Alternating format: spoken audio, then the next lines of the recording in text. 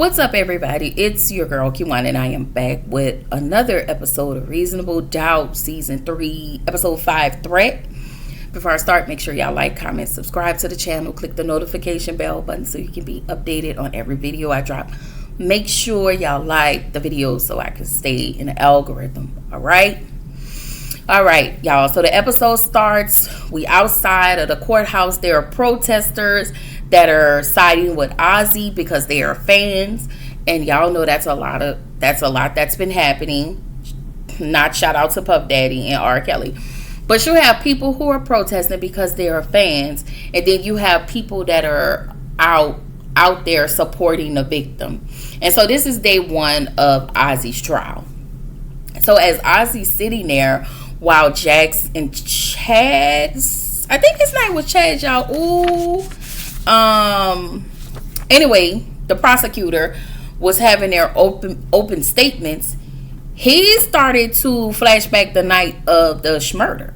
Okay, so both Chaz. I'm gonna get his name, y'all. Both the prosecutor and Jax gave their opening statement, and I must say I was absolutely impressed with both statements, and I was even more impressed with Jax's statement, even in the way she worded it. I will say this, watching this episode, I think she is taking up so much for Ozzy because Ozzy was her. Like, being a victim of sexual abuse, not really drugs, but that's a part of her story too, because her father was on drugs. So her father abandoned her. He went out in his world, and drugs played a big old part. So I didn't realize how much Ozzy kind of mirrored Jax a little bit, just through the trauma, through the traumatic parts of it.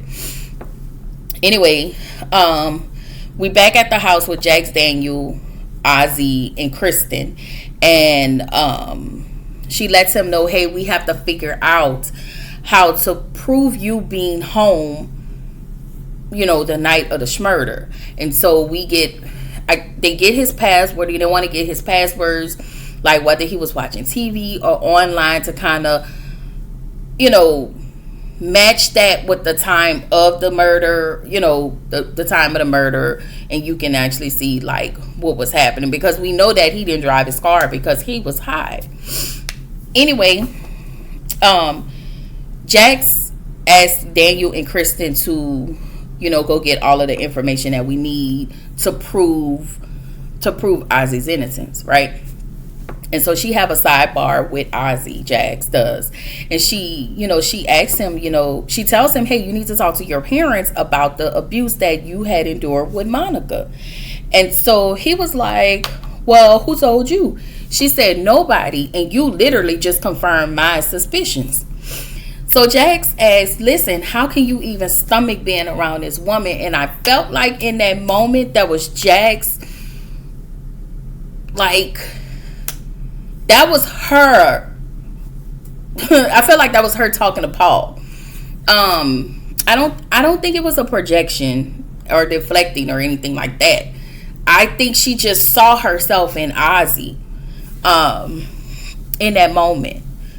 She talks about, she talked to him about the sexual abuse, he experienced with Monica. And as they're having this, she's having a conversation, Jax noticed how Ozzy is withdrawing. He's also disengaging in a conversation when it comes to talking about those hard situations. He balls his fist, and he was doing like this. So I think this was him wanting to alleviate that frustration by, drugs or whatever. Anyway, he doesn't want Jax to tell his parents about what happened between him and Monica. He still wants to keep that a secret. I don't know when that's going to come out, but we're still halfway in. I don't know if these are 8 episodes or 10. I wish it was 10. I need to check again. Anyway, Daniel is in the room with Kristen, and he noticed a person named Fuckno kept calling Kristen, and Kristen kept declining the calls. So he asks, okay, who is Mr. Fuck No? Okay, is it somebody I need to worry about? Is it a friend? Is it more than a friend? Is it a girl? I need to know. And so Kristen was like, no. And then, again, I noticed even in those conversations, she started to kiss him. So it seems to me that Ozzy and his family are really avoidant. They just seem like they don't have those type of conversations, those type of hard conversations, and they wasn't able to. So I don't know. It's kind of odd, y'all. Anyway, we get to day 2 of the trial, and we have the lead officer, medical examiner on stand. Now, I will say this. I didn't pull out too much. I just wanted to just let y'all know who was on the stand. And how many days this trial has lasted, okay? So Jax meet up with Mama Lou. She's walking on the trail with her friends. And, she asks her mom, they, go to the side, go to the bench and have a conversation. So she asked Mama Lou, why you keep telling musty ass Eddie all of my business? Okay, because it wasn't for you to tell. So Mama Lou was like, girl, what you talking about? Okay. So she tells Mama Lou that Lewis went to go talk to Eddie about taking it slow with the kids. And Eddie read Lewis for filth. Eddie knew about Damon and the Tony situation, and she was like, you making this. He made it seem like it was all Lewis's fault. And first of all, let's start here. Lewis did not tell him to go slow down with the kids. That's not how Lewis came off. I'm just saying. That's not how Lewis came. I can't take off of Lewis. That's not how chump Lewis came off. And this is absolutely his fault. Okay, now I will say this. Nobody told you to go spread it low and open it wide and dip it low and all of the things for Damon. You wanted to do that. I'm going to say that. But we're not going to act like all of this started because y'all was already separated, living in different houses, because Lewis was mad because he couldn't strong arm you into being more available, working less, even though you had made partner. And I don't even think he found a job, or I think he was in search of a job, or whatever the situation is. I just felt like in season 1, Lewis felt less than next to Jax. And then he wanted her to kind of diminish herself. And I didn't like that. I just did not like Lewis. This season 4, I've actually learned to tolerate Lewis. The rest of them seasons, I could not stand Lewis. Anyway, Jax tells her mom, keep all of my business away from Eddie. So Mama Lou raggedy ass said, he's not a stranger. He's your father. First of all, this man been gone for how many years? 8. Again, you still don't get to tell him any of my business. And then she says that he's interested in knowing how she's been and what's happening in her life. Regardless of that, you can say she's good and she's fine, and anything else you need to know, you need to talk to her or wait for her to come around. When I say y'all that Mama Lou pisses me off, girl, Pauletta, I'm gonna give you a round of applause because you've been playing. I don't know what Denzel has taught you in the world of acting, but sis, you've been playing this part, okay? So she said, I don't know why I'm moving so much.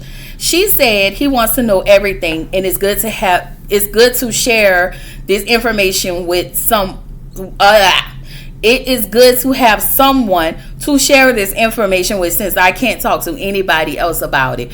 Ma'am, your ass ain't to be trusted. That's another thing. And it's hold on, let me say this.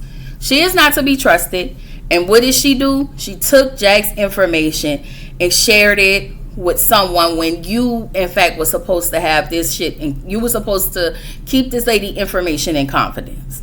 You was not supposed to tell Eddie a whole ass thing. I'm sorry. You wanting to share this with somebody means I can't trust you with any of my information. Because Eddie, it seems as though Eddie's having the information. He took that information and threw it in Lewis's face. I'm pretty sure, as I do not trust Eddie, y'all. I do not trust him. I'm pretty sure at some point he's going to utilize this and throw this back at Jax. I don't know. I could be wrong. All I know is I don't trust him. I do also feel like that that Eddie doesn't like Louis around Jax, and I think Eddie wants to take so much from Jax. He want to I just don't think he has a bone in his body that really can say that he loves his daughter, and he might. I don't know, but for me, he's not to be trusted. It feels like he wants Louis out the way so he can come in, swoop in, and get everything he needs from Jax, whether it be money, resources, whatever it is that Jax can provide. Eddie is going to be there to take it, because Eddie to me looks like he's a taker. All right. So Jax clocks her mom, and she tells her mom, this was about you. You're enjoying pillow talk with this whole ass nigga. You telling him all of my business, but did you tell him what nasty ass Paul did to me? Right. I ain't think so. So Mama Lou tells Jax, watch your tongue, because at the end of the day, I'm still your mom. I don't give a fuck if it was the beginning of the day. Don't tell nobody my business. I don't care who you are. I'm going to come at you sideways. First of all, y'all, I ain't never talked to my mama like that. Shout out to Rosemary. Okay. I love my mom. I wish she was still here. But I don't like the narrative. I don't like the narrative that parents do. And again, I'm a parent. My kids I have adults. And I don't think I've ever told them I'm still your mom. I don't think I've ever said that, because you've disrespected your daughter by telling her business. And I just don't like that. I'm still your mom. I'm still your dad. Yeah, that may be true, but that is still your daughter also, and she deserves respect just like you want respect. So she tells Jax, listen, I don't care how bad you think you are in them heels. I taught you how to walk, talk, and wipe your ass. She said, you're blaming me for bullshit that's happening to you, and I didn't tell you to drop it low and spray the wide with Damon or get sued by your husband's side piece. Mama Lou said Louis didn't talk to Eddie about taking it slow with the kids. Jack was like, what are you talking about? She said, go ask your husband, since I'm minding my business. And I'm just like, Mama Lou is a terrible person, because instead of her apologizing and taking ownership for what she's done to Jax, I don't care who Louis, for me, I don't care who Louis and Jax slept with. I don't care what they've done. If I came to you in confidence and I told you these things, that's still not for you to go back and tell him. I don't care who he is to me. I'm not comfortable with him knowing my business. I didn't like that. And I'm gonna still stand on this. Mama Lou is such a pick-me. It's like Paul left, so now you need Eddie to fill that space that Paul has left. It's just, I need that lady to gather some self-love. This was manipulation at its best. This was the manipulation that parents tend to do to their kids. So, in the next scene,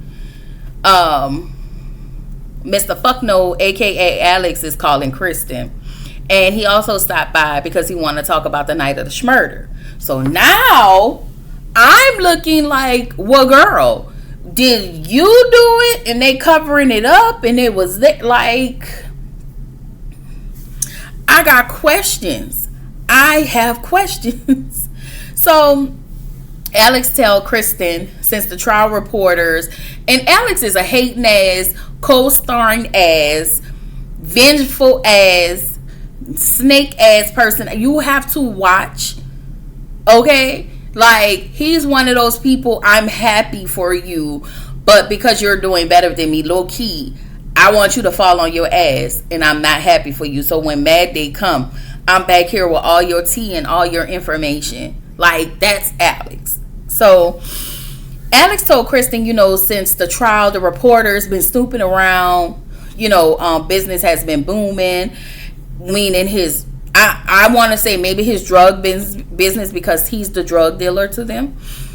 And that yesterday prices aren't today's prices. And he's going to need $100K in order for him to skip town. So basically, Alex wants money, more money, and if he don't get what he wants, he's leaving. So apparently, Kristen paid him $10K. I'm thoroughly confused. If I didn't think Ozzy did it, I really think Alex and Kristen did it. I'm so confused. I cannot wait to see who actually going to jail, because somebody going to jail for this. So Louis meet with Daniel, and he wants to use one of Daniel's trackers to spy on Eddie. And I'm just like, this is not a good idea. This is not a good idea. Let the chips fall where it may. Eddie is going to get himself cut up. If he's true to whatever it is he have with Jax, then let it be. But if it's not, it's all going to come out. And you trying to manipulate the situation, it's not going to help. I'm telling y'all, all of this going to blow up in Louis's face. So we day 3 at the trial, and we got his ex-girlfriend on the stand and his neighbor. So they both said Ozzy has a temper, and his ex at this point is ready to throw him under the bus. The neighbor was on trial because he saw on his camera, what's his name? He saw Ozzy and Wendy get into it the night of the murder. And so he also said that, he's seen Ozzy in action when something isn't going right. Like if a driver is late, or, he gets into it with Wendy, if his food is wrong, if it's late, or whatever the case may be. Ozzy has a way of being an asshole to people. Anyway, the ladies meet up. So Autumn, Sally, what's her name? Chanel, and Jax. And we get to this conversation with Sally. They ask Sally, well, first Autumn and Jax have a conversation about Ozzy. Now, y'all, I didn't write that down, so forgive me. But they have, all of the ladies arrive, and then the ladies, I want to say it was Chanel or Autumn, they asked Sally, how are the kids handling the separation? She said her son is asking questions, but she's trying to stay hopeful. And it's because you still fucking him, which is why you're staying hopeful. That's the only thing that's giving you hope, is the seek. Okay? Nothing else. Nothing else but the if she don't stop, it's really going to blow up in her face. And I would hate to see that for her. So everybody leaves. Jax and Sally is outside. She apologized to Sally and tells her to think about, doing, still sleeping with Chris. And she tells Sally, I support whatever you do. I just don't this. And she gave her an example, how her and Louis just didn't work. I mean, them being separated and things just didn't work. At the end of the day, she doesn't want Sally to be on this roller coaster with Chris and there is no resolve. And she's left sitting with the bag, with the emotional bag at that. And so they hug it out, and I'm glad that Jax did apologize to her. So in the next scene, Jax goes over to Eddie's house. Oh yes, because Autumn told Jax, in order to understand Ozzy, maybe you need to visit your dad. And in this scene, it was something so minor, but she was like, Naima is at the babysitter's. And I was like, why the fuck Naima have a babysitter? Ain't she old? But you know what? Whatever. Maybe Naima is not to be trusted. I don't know. Eddie tells Jax that he makes a snide comment about Louis, which again further lets me know you want Louis out of the picture so you can do and be whatever you want to Jax. And I'm just looking at Eddie like, your crackhead ass have some nerve, but okay. She tells him, hey, don't show up at my house unannounced anymore, and you need to respect whatever decision myself and Louis is, our decision, whatever we got going on, you need to have respect for that. She asked him about the drug usage and when did it start. He said basically everybody was using, and like Ozzy, it started small. It started with like Ozzy, it started with coffee. With him, it started with cigarettes, and then it started to progress. He said he was getting drugs from his managers, promoters, because he was in the world of music. And see, he said everybody was doing it. They was feeding drugs to all the musicians. Managers, promoters, agents, they're the ones that were supplying the drugs. So we get outside. Louis, and then he apologizes to Jax. And the one thing I did not like in this moment, he goes up to hug her. And you can tell she didn't want to hug him. She's still not there yet, and he's still trying to push this relationship. And I just don't like how it's not aggression. It's not even being forward. It's like he's overstepping, but it's a word that I really want to say that I forgot. So he, to me, is overstepping. And he hugs her. And I don't even think she hugs him back because Jax isn't there yet. He's just trying to maneuver his way in her life. Like, to me, that is big time crossing boundaries. Anyway, Louis pulled up at the motel and he put the GPS tracker on Eddie's car.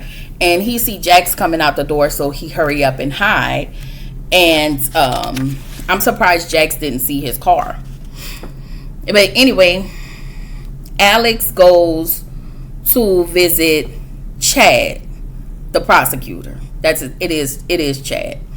So we get to day 4 of the trial, and Nisha is on the stand. That's Wendy's assistant. Later on, Louis is also stalking Eddie. And again, I just think that this is a bad idea. I think that this is going to blow up in Louis's face. But we'll see. So Jax pull up on Monica and confronts her about her relationship with Ozzy. Jax accuses Monica of unaliving Wendy. And I put in parentheses, I don't think Monica did it. Anyway, she tells Jax, you're using Ozzy just like I am. We're all using Ozzy pretty much. They didn't say this, but just verbatim. I mean, not verbatim, but just roundabout. We both are using Ozzy in one way or another. She was like, when you met with us, you were very dry. You were very dismissive. It was like you didn't want to be around us. But as soon as Wendy died and this case was turned into a murder investigation, it was like you lit up. And that's Jax. Jax lights up when there is, and I don't even think at this point it's about the billable hours. I think it's the action and everything that happens when something goes to trial, because she gets to do whatever it is. She gets to show out her skills. I don't know why she's in love with that, but I am going to point out the same thing that Monica told her. That's the same thing. Whatever Morris Chestnut character told her, the exact same thing in the beginning. I want to say it was episode 1 or 2. So Louis meets up with Daniel again, and he tells her he tells Daniel that he think Eddie is using. Eddie has relapsed, and it's like, you don't even know what's happening. You're just assuming, which is pissing me off, because once again, it may not even be that. So in the next scene, Chanel goes over to visit Chris, and she tells him, listen, stop treating Sally like an emotional punching bag. You're being petty. I know that her putting up the house for me and I skipped bail was a big slap. You have to understand why Chris is mad. I understand why Chris is mad. But the way he is taking it out on Sally, it's like, I don't want you, but I don't want you to move on. I do want to keep using you as a emotional punching bag, because we'll see all of that at the end. And he was like, did she apologize? I don't even know if she apologized, but Chris tells her, I was the first person in my family to get a house, but do you know how embarrassing to become a homeowner? But do you know how embarrassing that was when everything happened? And I'm like, ugh. And I think they lost the house because of it. So that plays a part. And with Chanel, I'm looking at her like, ma'am, your husband was a football player, so you ain't got no money to give these people to put them in a house. Like, those are things that we probably should visit and revisit. Like, don't you have money? Okay, don't you have money like that from the insurance policy from your husband? I'm just saying, don't you have money? It's just you. I think she was willing to give that boy money, but maybe you need to give these people money, but she did not ask them to put up the house. No, I will say that. Sally wanted to do that on her own, and she did it without her husband's permission. So again, there are consequences to your bad actions.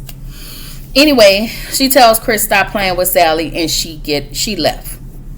So we find out that Alex hating ass said him and Ozzy had gotten high the night of Wendy's murder, and he went to the cabin where Wendy was. This is what Jax is reading as a statement, because I want to say Alice wanted some type of immunity. And so Jax was pissed once again, because why didn't you tell me this? This is another thing that Ozzy seemed to leave out. And so Ozzy was like, I think Ozzy said he was high.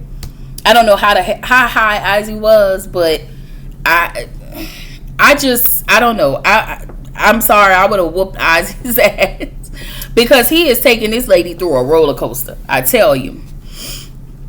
I'm sorry, we get to day 5 of the trial, and of course we have Alex on the stand. And so as he's telling his testimony, Ozzy writes a note to Jackson, tell her that he is lying because he's a fucking hater. He didn't put all of that on there. I just wanted to add that. So Daniel is looking at Kristen's body language and the expressions on her face, because he's sitting behind her but a few seats over, where he can see, if I'm here and I'm looking here, I can see your body language and I can see your facial expressions. And so he writes down on the paper, Chad, aka fuck no. Okay, so at this moment, Chad is sitting there after questions has been asked with Alex. After Jax went up there to question Alex, he's sitting there pissed. He gets to his office and he just tearing stuff up. And I'm just looking at Chad like, sir, you got to step your cookies up. I'm sorry, you have to step your cookies up. So Jax ate them the fuck up in court, and that is what I got. So Sally leaves Chris. She gets up out of the bed to put her clothes on, and he was like, so when you leaving, you going home? And she was like, yeah, I have to do a late night shift, so I need to leave. So then he tells her, well, I want you to come to Mama D's house for Christmas. And she was like, and she gets happy. And she was like, really, what made you change your mind? He said that he needs stability for the kids. So Sally sees that Chris, everything he's doing for the kids. It's almost like you're trying to punish this lady, and you're trying to keep her. Hold on. I'm sorry, y'all. You're trying to keep her with sex, and you think that's going to make her stay, but you're angry at her. Let's start there. You're still pissed off at her. You're making her pay by dangling just a carrot like over her. You're just dangling this carrot in my face. You're gonna wait on me because I know you love me. And I feel like Chris is doing that until he finds somebody, and then he gonna dump the piss out of Sally. Okay. So Sally asks, do you really want to be husband and wife?